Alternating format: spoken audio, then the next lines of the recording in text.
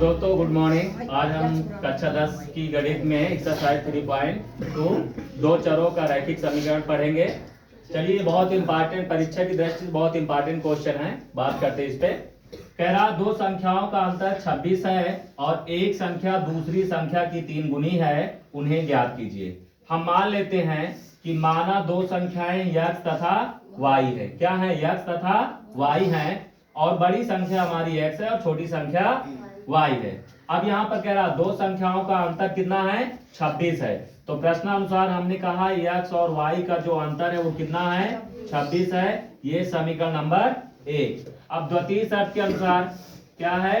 द्वितीय शर्तानुसार ध्यान दीजिए, द्वितीय शर्त के अनुसार अब क्या है? यहाँ पर कह रहा एक संख्या पहली संख्या क्या है? x है।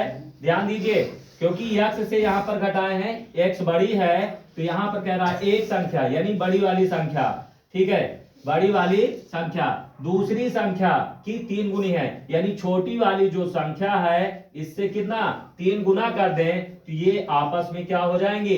बराबर हो जाएंगे। ध्यान दीजिए, यहाँ पर घटाया किससे? यानी बड़ी वाली संख्या क्या है? x और छोटी वाली क्या है? y। इन दोनों का अंतर 26 है। तो उसी के अनुसार यहाँ पर कह रहा एक संख्या यानी बड़ी वाली संख्या, ठीक है, दूसरी संख्या यानी जो छोटी होगी उसमें यदि हम 3 का गुणा कर दें तो आपस में ये दोनों क्या हो जाएंगे? बराबर हो जाएंगे। क्या हो जाएंगे?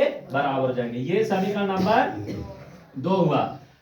हमने अभी तक जो सीखा है उस पे प्रतिस्थापन विधि और विलोपन विधि, वज्र गुणन विधि, 3 विधियों से x और y का मान निकालना हमने सीखा है।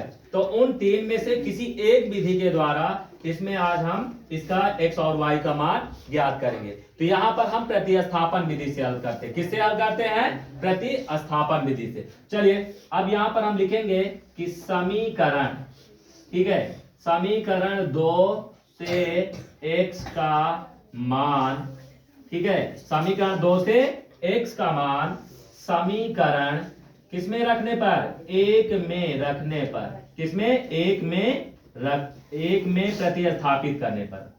1 में प्रतिस्थापित करने पर। अब 1 में प्रतिस्थापित करने पर, प्रतिस्थापन का मतलब उसके स्थान पर हमको रखना है, ठीक है। तो यहाँ पर x के जगह पर क्या रखना है? 3y। तो चलिए समीकरण 1 देखते हैं। समीकरण 1 हमारा ये हुआ, तो इस समीकरण में हमको x के प्लेस पे क्या रखना है? 3y।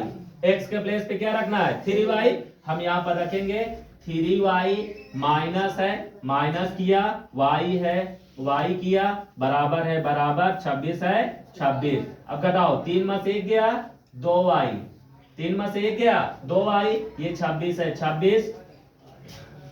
अब यहाँ पर ध्यान दीजिए, 2 और y के बीच गुणा का चिन्ह है, ये गुणा है, इधर आएगा हमारा क्या होगा? भाग में। तो y बराबर जो होगा वो 26/2 होगा। कितना होगा? 26/2। अब भाग करिए, 2 1 के 2, 2 1 के 2, 2 3 6। y बराबर कितना हुआ? 13। y का मान कितना हुआ? 13, ठीक है। अब y का मान किसी एक समीकरण में रखना है, चाहे एक पहले में रखो या दूसरे में। देखिए, पहले में रखेंगे बहुत करना पड़ेगा, पक्षांतर का नियम लागू करना पड़ेगा, इसमें आसान तरीके से आ जाएगा। तो हम ये कहेंगे कि y का मान समीकरण 2 में रखने पर, समीकरण 2 में रखने पर। अब रख दीजिए x बराबर 3 गुणा, ठीक है, y का मान कितना है? 13, तो x बराबर 33 39, ठीक है। x और y का मान हमको मिल गया, तो हम कह सकते हैं अतः दो संख्याएं हमारी x का जो मान है वो 39 है और y का जो मान है वो कितना है? 13, यानी 39 और 13 होंगे। उत्तर की जांच करना है तो ध्यान दीजिए, 39 से यहाँ पर उत्तर जैसे हमको जांच करना है, उत्तर की जांच, ठीक है। यहाँ पर ध्यान दीजिए, उत्तर की जांच कह रहा दो संख्याओं का अंतर कितना है?